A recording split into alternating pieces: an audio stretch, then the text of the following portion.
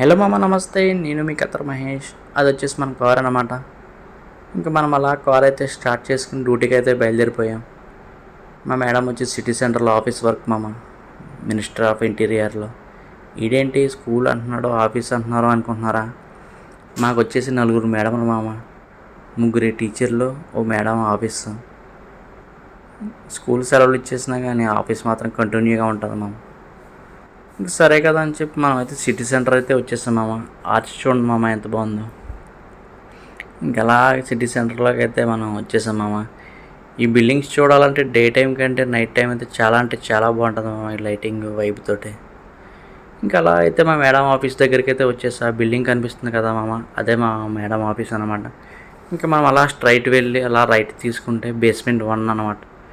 Basement 1లోకి వెళ్ళగానే మా madam lift ఎదురుగుండా వెయిట్ చేస్తుంది మన కోసం.